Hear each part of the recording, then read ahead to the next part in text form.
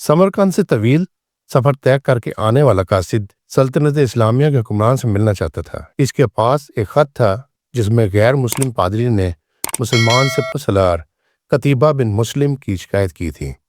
पादरी ने लिखा, हमने सुना था कि मुसलमानों का असूल है कि वो जंग और हमले से पहले कबूल इस्लाम की दावत देते हैं। अगर दावत कबूल ना की जाए तो जिजिया देने का मुतालबा करते हैं, और अगर कोई इन दोनों शराइत को कबूल करने से इनकार करे तो जंग के लिए तैयार हो जाते हैं। मगर हमारे साथ ऐसा नहीं किया गया और अचानक हमला करके हमें मगलूब कर लिया गया। ये खत समरकंद के सबसे बड़े पादरी ने इस्लामी सल्तनत के फरमारवा उमर बिन अब्दुल अजीज के नाम लिखा था। दमिश्क के लोगों से शहंशाह वक्त के क़याम गाह का मालूम करते करते वो कासिद एक ऐसे घर जा पहुंचा कि जो इंतहाई मामूली और खस्ता हालत में था। एक शख्स दीवार से लगी सीढ़ी पर चढ़कर छत की लिपाई कर रहा था और नीचे खड़ी एक औरत गारा उठाकर उसे दे रही थी। जिस रास्ते से आया था वापस उसी रास्ते से उन लोगों के पास जा पहुंचा जिन्होंने उसे रास्ता बताया था। उसने लोगों से कहा, मैंने तुमसे इस्लामी सल्तनत के बादशाह का पता पूछा, ना कि इस मफलूकुल हाल शख्स का जिसके घर की छत भी टूटी हुई है।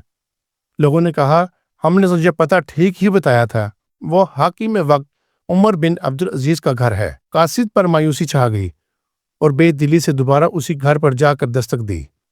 जो शख्स कुछ देर पहले तक लिपाई कर रहा था वही अंदर से नमदार हुआ। कासिद ने अपना तारुफ कराया और खत उमर बिन अब्दुल अजीज को दे दिया। उमर बिन अब्दुल अजीज ने खत पढ़कर उसी खत के पुष्ट पर लिखा, उमर बिन अब्दुल अजीज की तरफ से समरकंद में तैनात अपने आमिल के नाम एक काजी का तकर्रुर करो जो पादरी की शिकायत सुने। मोहर लगाकर खत वापस कासिद को दे दिया। समरकंद लौटकर कासिद ने खत का जवाब और मुलाकात का अहवाल जब पादरी को सुनाया तो पादरी भी मायूस और अफसुर्दा हो गया।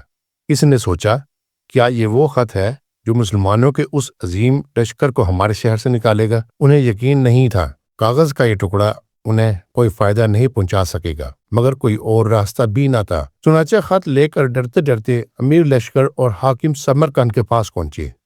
हाकिम ने खत पढ़ते ही फौरन एक काजी का तयन कर दिया जो इसके अपने खिलाफ समरकंदियों की शिकायत सुन सके। काजी ने पादरी से पूछा, क्या दावा है तुम्हारा? पादरी ने कहा, कतीबा के लश्कर ने बगैर किसी पेशगी इत्तला के हम पर हमला किया है। ना तो इसने हमें इस्लाम कबूल करने की दावत दी थी और ना ही हमें किसी सोच और विचार का मौका दिया था। काजी ने हाकिम को देखकर पूछा, क्या कहते हो तुम इस दावे की जवाब में? हाकिम ने कहा, काजी साहेब, जंग तो होती ही फरेब और धोखा है। समरकंद एक अजीम मुल्क था।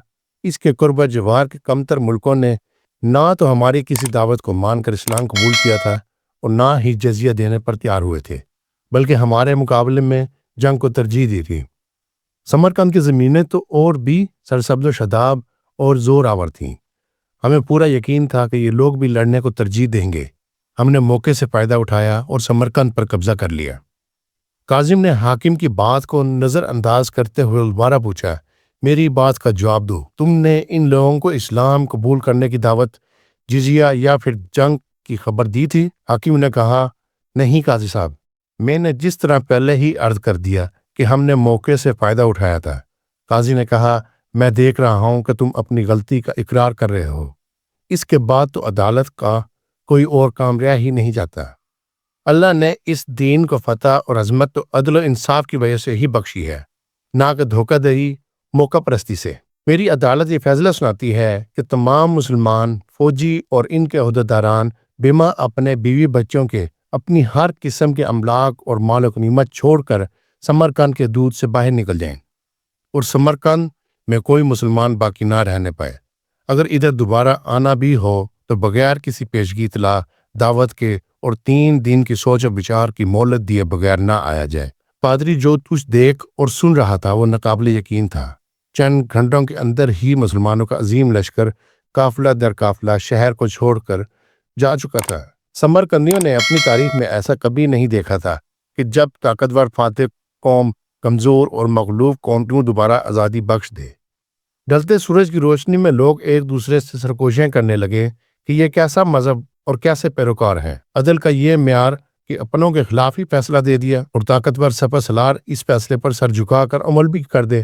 तारीख गवाह है कि थोड़ी ही देर में पादरी की क़यादत में तमाम शहर के लोग घरों से निकलकर لشکر کے پیچھے سرحدوں کی طرف دوڑے، لا الہ الا اللہ محمد رسول اللہ کا اقرار کرتے ہوئے ان کو واپس لے آئے کہ یہ آپ کی سلطنت ہے اور ہم آپ کی رعایا بن کر رہنا اپنے لیے فخر سمجھیں گے۔ دین رحمت نے وہاں ایسے نقوش چھوڑے کہ سمرقند ایک عرصہ تک مسلمانوں کا دارالخلافہ بنا رہا۔ کبھی رہبر دو عالم حضرت محمد صلی اللہ علیہ وسلم کی امت ایسی ہوا کرتی تھی، اور اب جو صورتحال ہے یہ آپ اور ہم سب کے سامنے ہے۔